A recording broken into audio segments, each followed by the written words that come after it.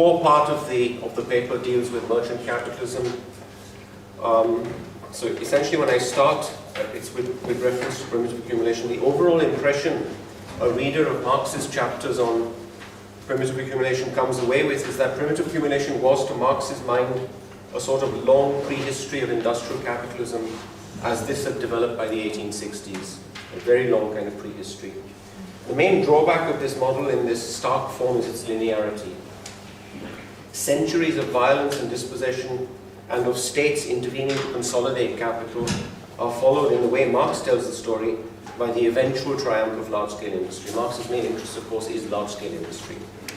But the fact that Marx's last chapter dealt with Wakefield suggests that he extended this narrative into the 19th century to include settler colonialism in his history of primitive accumulation, at a time when Britain, at least, was widely thought to be suffering from a superfluity or overaccumulation of capital. And following that cue, I'd like to suggest a more complex or combined history of capitalism that allows for the simultaneity of capitalism and primitive accumulation. So that's a sort of preface to the general argument that we have to break with these linear notions of primitive accumulation, which are implicit in the chapters on primitive accumulation in Volume 1. To allow for this sort of combined history of capitalism, we need to establish a clear distinction between two forms or determinations of form that Marx himself tends either to conflate or to ignore. Marx saw manufacture, that is in strictly Marx's sense of manufacture, and the manufacturing period as signifying the emergence of industrial capital. In an interesting passage of the Grundrisse, the period of mercantilism is described as an epoch where industrial capital and hence wage labor arose in manufactures. So he says an epoch where industrial capital and wage labor arose in manufactures. Now it's true that in the 17th century, industrial production acquired new enhanced significance, for example in the writings of those who saw state-supported production of manufactured exports as the most effective way of securing surpluses on the current account and the best form of a mercantilist policy. But stated the way Marx does, this ignores the fact that these were largely merchant-controlled enterprises. As late as the 18th century, luxury goods industries such as the Lyon silk industry were dominated by merchant capital, by the so-called marchand fabricants studied by Carlo Poni in one remarkable paper. Those firms used the putting out system and a battery of designers to generate the sort of flexibility that allowed them to dominate the European fashion market to the despair of competitors in England and Italy. And the French historian Henri Hauser says it would be premature to speak of industrial capitalism when you're talking about late medieval industry or early modern industry in Europe. Let us at least, he says, speak of commercial capital being applied to industry. That's Hauser.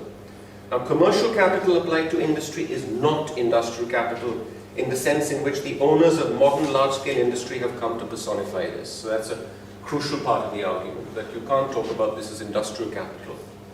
It seems more plausible to reserve the term industrial capital for enterprises that were run by manufacturers who were no longer merchants, right? So an emancipation of industrial capital from its mercantile background constitutes the kind of quintessence of industrial capital. In the US, this transition was still ongoing in the 19th century cotton industry, and there industrial capital proper only truly emerged in the shape of large vertically integrated enterprises in oil, steel, chemicals, rubber, and so on, that came about towards the very end of the 19th century.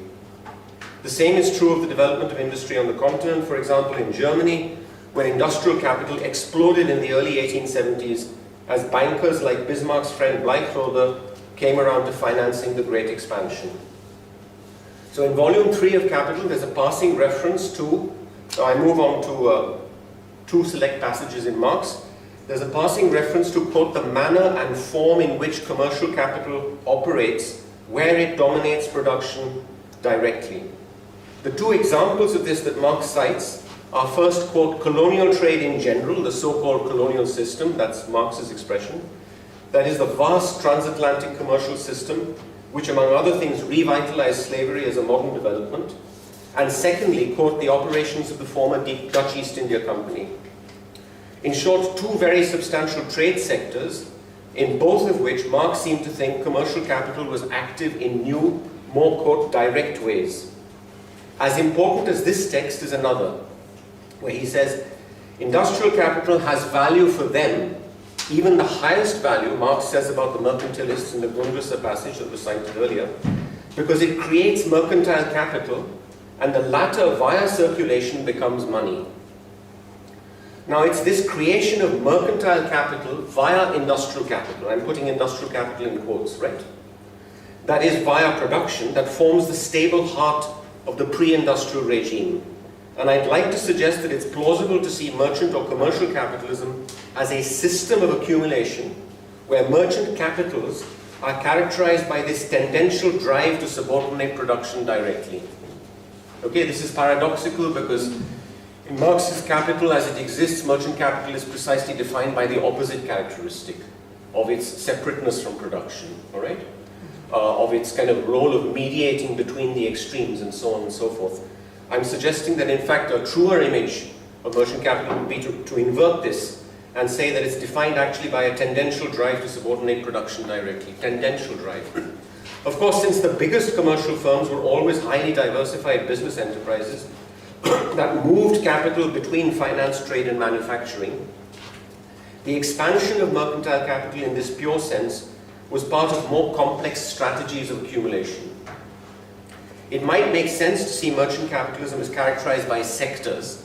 This is simply a kind of working hypothesis, a way of doing research on the subject, right? To talk about sectors, of which the 4 or 5 main ones were, 1, the Verlag-based manufacturing that first sprawled across large parts of the countryside of Western and Central Europe as early as the 13th century, reaching an absolute zenith in the 18th. So Verlag is the first. Secondly, the big concentrated money markets, which moved in sequence from Venice to Antwerp, to Genoa, to Amsterdam, and finally to London. So the money markets are the second. Thirdly, commercial investments that went into trade sectors such as the Atlantic and Asia. In the Atlantic, the productive capital financed by merchants took the form of plantations and slavery. So that's the third form. And fourth, the produce trades that were typical of the typical form of British mercantile capitalism in the 19th century and characterized by advances to household producers circulated either directly, that is, for example, in the opium trade in India, or more generally through local brokers. So I've just mapped out these 4 possible ways of trying to understand commercial capitalism in terms of sectors of commercial capitalism. In Many-Headed Hydra, Linebaugh and Rediker describe shipping. This is a description of shipping in this remarkable book, Many-Headed Hydra, etc., as a mode of production that united all of the others in the sphere of circulation.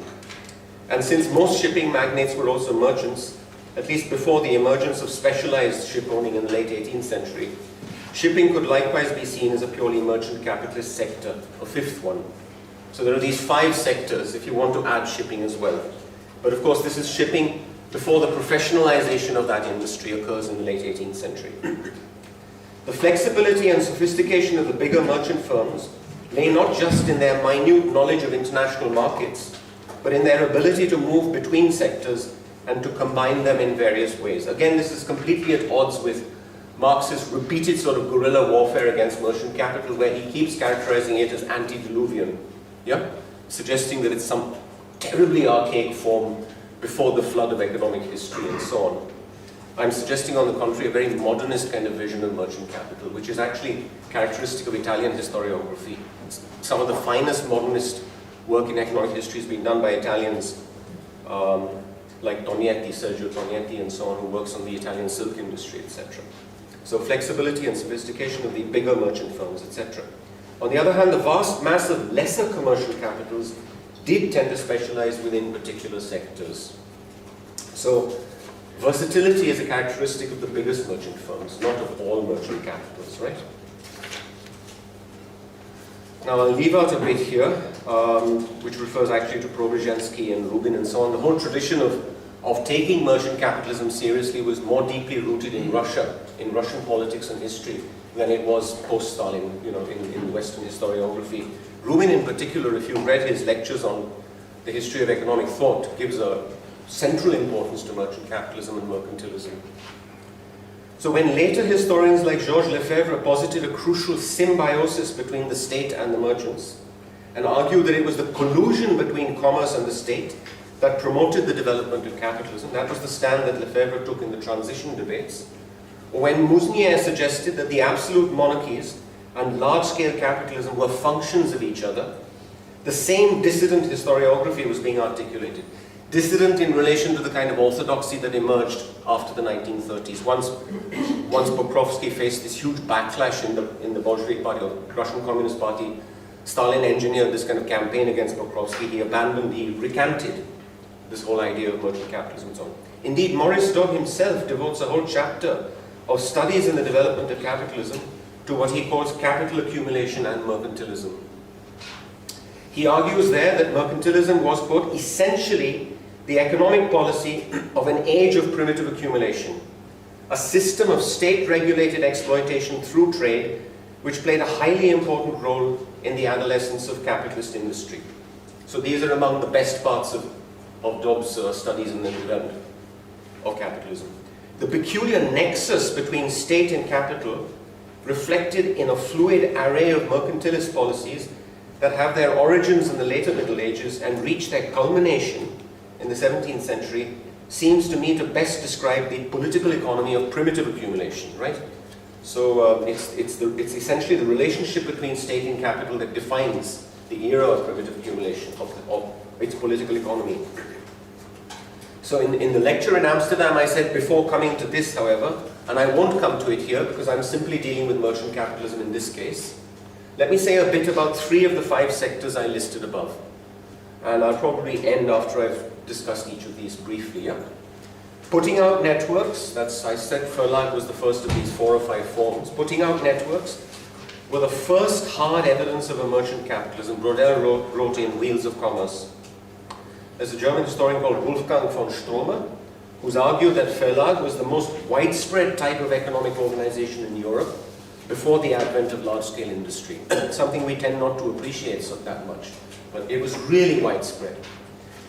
The textile industries of the 12th to 16th centuries and later were entirely based on it. It allowed for, quote, and I'm quoting von Stromer, export-oriented standardized mass production. And in South Germany, for a concentration of production in entire industrial basins, like the areas around Nuremberg, which were given over to both mining and metalworking. In London in the 17th century, as Bayer shows, big city merchants, quote, organized craft production in the suburbs and countryside, a development, he argues, that led, quote, naturally to the Industrial Revolution, because as Dobb states, and Bayer quotes Dobb here, the capitalist merchant manufacturer had an increasingly close interest in promoting improvements in the instruments and methods of production. This is Dobb talking about the merchant manufacturer, right? He had an increasingly close interest in promoting improvements in the instruments and methods of production. In France, quote, concentrations of capital were in commercial form. Lefebvre writes, millions of peasants worked for city merchants. Picardy and Beauvais in the north of France became the base of a rural-based textile industry controlled by, quote, powerful merchants, as Goubert calls them. Putting out, le travail à façon was widespread in the Swiss textile industry of the early 19th century, as Vesera's work shows. And outwork was still the predominant form of industrial organization in Britain in the 1820s. As late as the 1820s, the century of industrial capitalism, outwork remains the kind of predominant form of industrial organization. And finally, it's worth noting Maxime Berg's criticism that Marx's model of manufactures was, quote, useful in highlighting the features of some 18th century industry, but it was a linear model and failed to deal adequately with the features of the putting out system and other related forms of domestic manufacture. So in other words, if we, in a sense, want to develop a kind of Marxist theory of Verlag, of these early forms of industrial organization, Marx himself is not the best place to go to, because he doesn't say very much about putting out, in fact very little indeed. You'll have to kind of really ransack his work to find anything at all meaningful about putting out. Okay, so that's as far as Verlag is concerned. That the essential point is that it was the most widespread form of industrial organization in Europe prior to the emergence of large-scale industry in the 19th century. The American plantations were capitalist creations par excellence, Brodel states in Wheels of Commerce, and then he clarifies, it was European trade that commanded production and output overseas. London's expansion in the late 17th century was fueled by the plantation trades. But to start with, it's worth noting that in terms of both capital value and overseas trade, the slave system was expanding, not declining at the turn of the 19th century. Twice as much money was invested in the slave trade during 1791 to 1807, at the height of the abolitionist agitation, as in the agitation-free decades 1761 to 1780. British slave trade capital, Drescher argues, rose sharply at the end of the 18th century. Quote, there was little vocal opposition to the trade between the 1650s and the loss of America, not even from Quakers, says Hill, Christopher Hill, right? So for a long stretch of time, practically no opposition at all to the slave trade in Britain. In the plantations themselves, next to slavery, the critical relation of production was merchant economic control over planters. So we tend to see the plantations purely in terms of slavery, entirely in terms of slavery and so on, but it's worth adding this other dimension of merchant economic control over planters. The total sum owing to London merchants by West Indian sugar planters, for example, was several £million by 1717. That's currency values of that time, so imagine what it is today, right? Several £million by 1717, roughly as much as the total mercantile debt owed by the mainland colonies to London at the time, namely 3 million. In Cuba, the Matanzas sugar economy was largely financed by the Havana merchant houses through so-called refacion contracts, which guaranteed sugar supplies for export.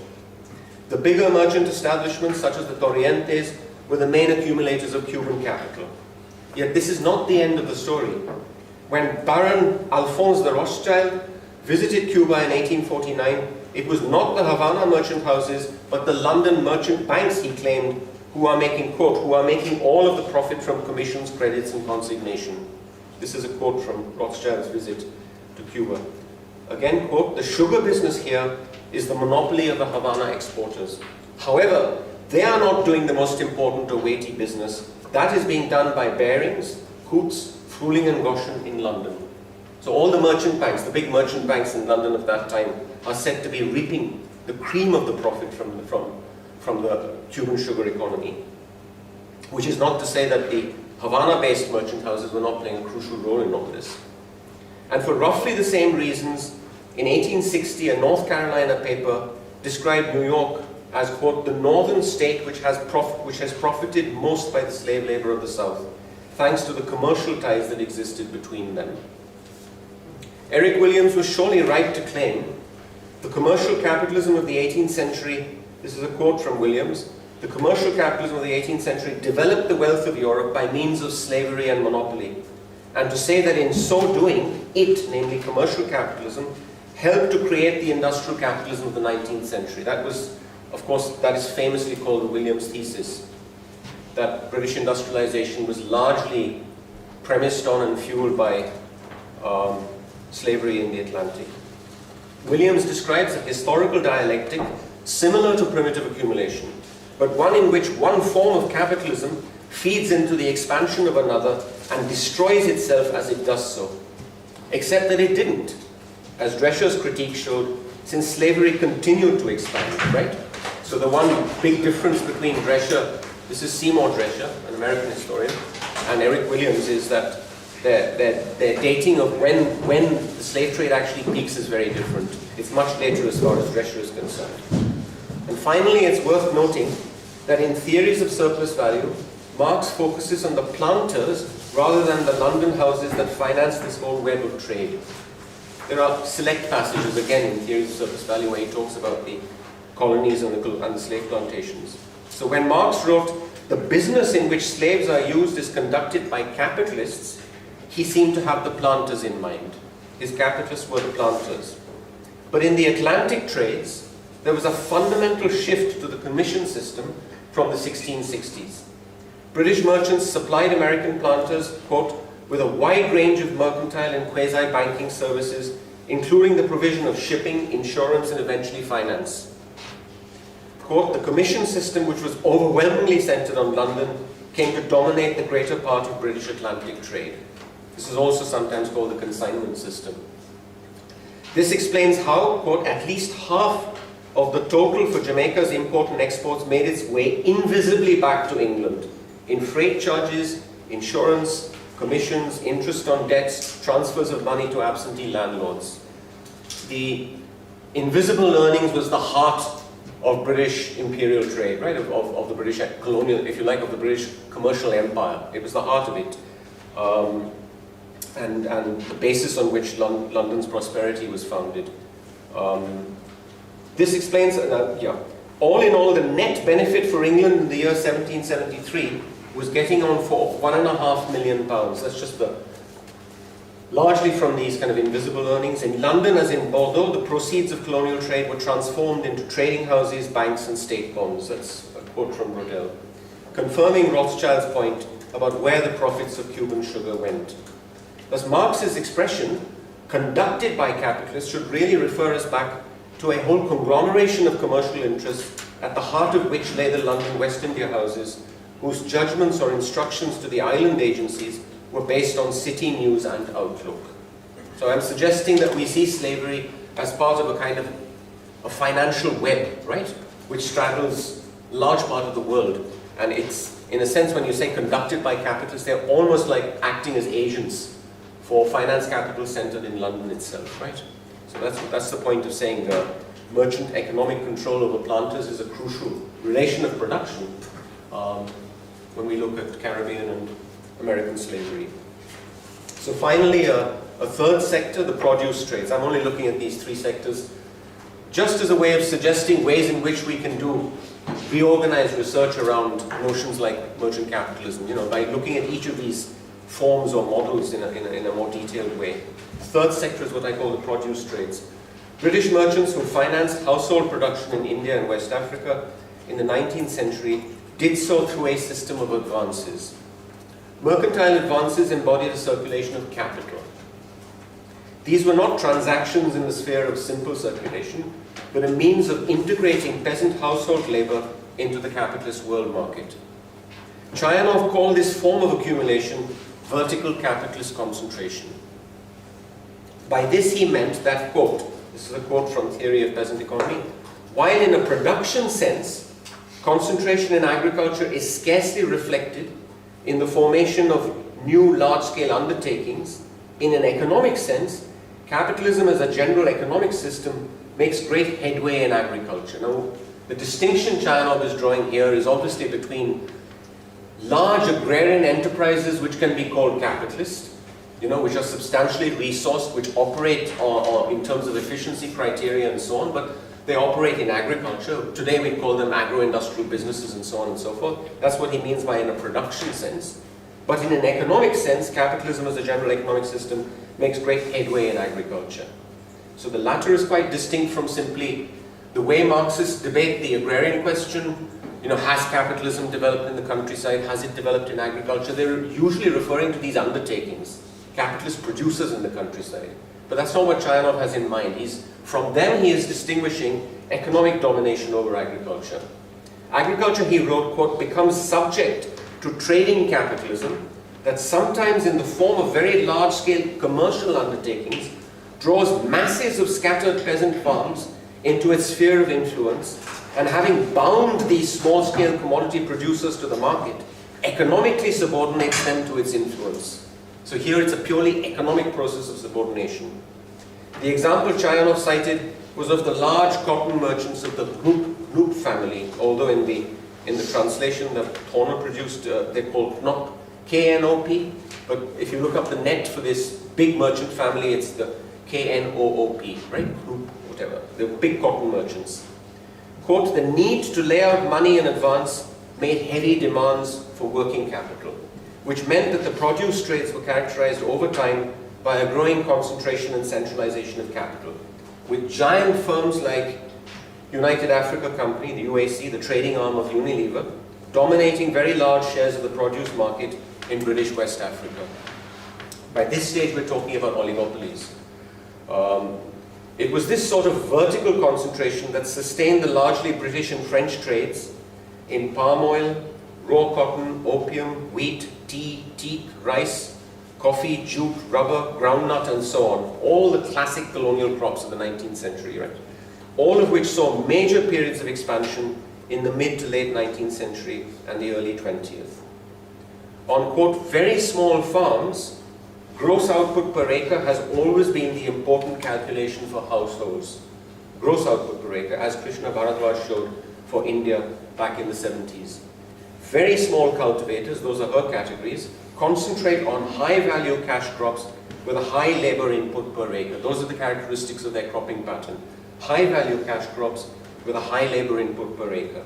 Jute was a prime example of this forcing up of labor intensity, as Chayanov characterized the economic behavior of most farm households. And of course, the key to making money out of jute manufacturing, both in Calcutta and Dundee, was to buy raw jute at as low a price as possible. I mean, the profitability of the jute industry depended on the price at which you bought jute, right? In parts of China, the equivalent crop, equivalent to jute, was tobacco, the most valuable of all cash crops. As Chen Hansheng described in a valuable study from 1939, that's called Industrial Capital in Chinese Peasants. It's hard to get hold of this book, but it's there in the SOAS library, for example. Except that here it was a large, vertically integrated industrial firm, BAT or British American Tobacco, that enforced the sort of price domination that held large numbers of peasant households in thrall. One is talking here about early form of contract farming. Now, the fact that it's an industrial firm, namely British American Tobacco, well-known tobacco manufacturer, doesn't mean that we're dealing with industrial capital as far as this segment of their business is concerned. They're still playing the role of commercial capital in this segment of their business, right? The one that deals with actually securing the tobacco from peasant households.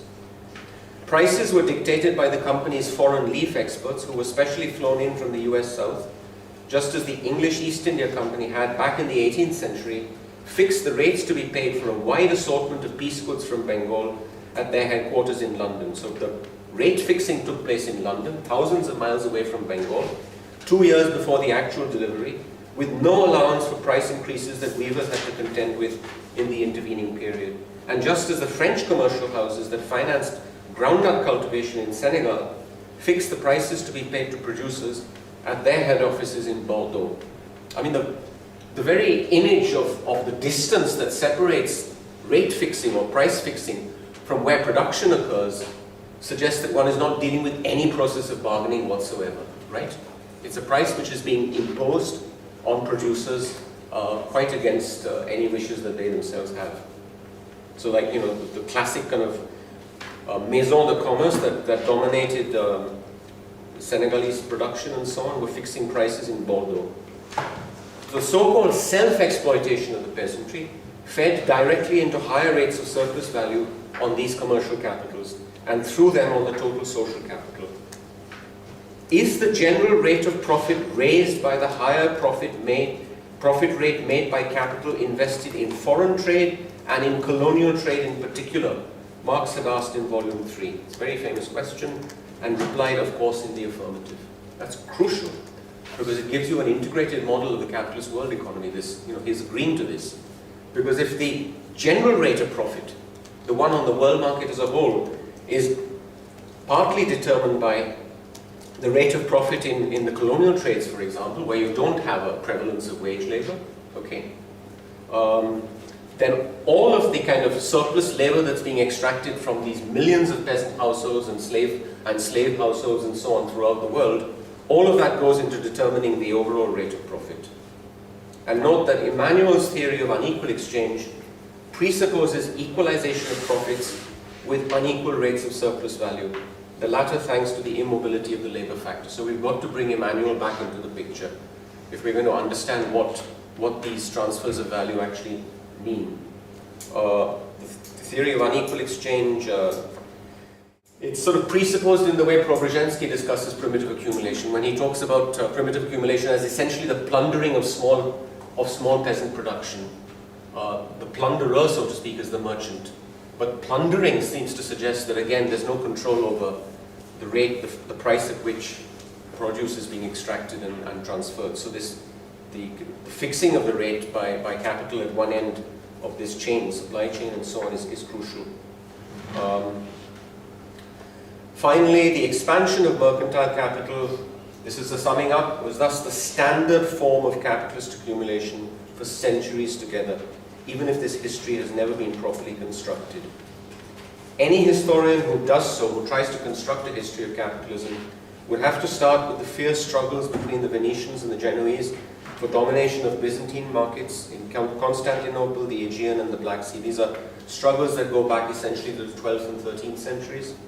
But leaving that aside, it's quite clear that in the 17th century, a major transformation took place as the state stepped in to extend its formal backing to capital, and the competition of capitals took on a much stronger, quote, national form. So the big change in the 17th century is that the state comes into the economy in a big way, right? It becomes the manager, the general manager of social capital. If Spanish mercantilism was a long lament on Spain's failure to develop, the mercantilisms of France, Holland and England were quite different in character, as, quote, commercial competition, in the words of von Schmoller, even in times nominally of peace, degenerated into a state of undeclared hostility. It plunged nations into one war after another and gave all wars a turn in the direction of trade, industry and colonial gain. And a fascinating passage in volume 3 refers to the commercial struggles of the 17th and 18th centuries as, quote, the industrial struggle of the nations on the world market, and sees the intervention of the state as seeking to accelerate the development of capital by compulsion, as Marx puts it. It makes a substantial difference, Marx says, whether the national capital is transformed into industrial capital gradually and slowly, or whether this happens, in hothouse fashion.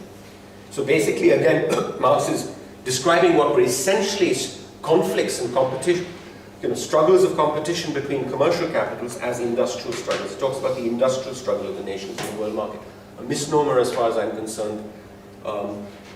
These were gigantic, titanic kind of commercial wars that were being waged, and triangular contest between France, England and Holland. Okay? Thank you.